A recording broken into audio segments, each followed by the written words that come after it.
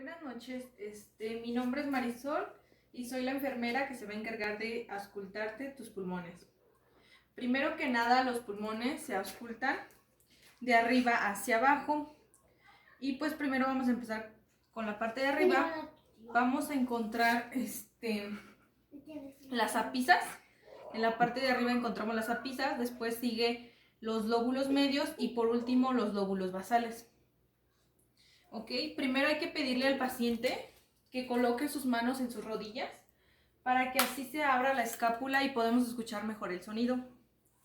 Ok, entonces también hay que pedirle que haga, al momento de estarlos auscultando, haga sus respiraciones profundas.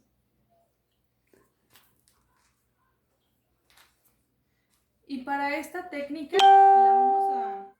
vamos a usar la técnica en forma de Z, que es la que mejor se adhiere para escuchar mejor los sonidos.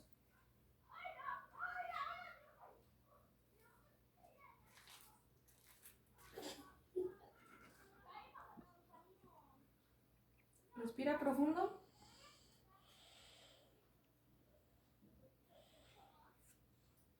Respira profundo.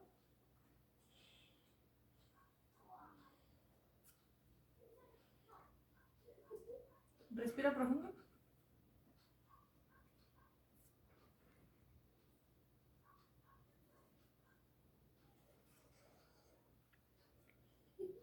Respira.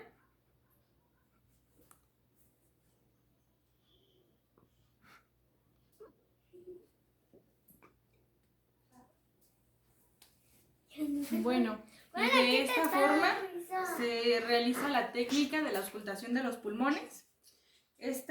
Sus pulmones se encuentran sanos debido a que no se escucha ninguna obstrucción en el tracto de la respiración. Así es que esto es todo.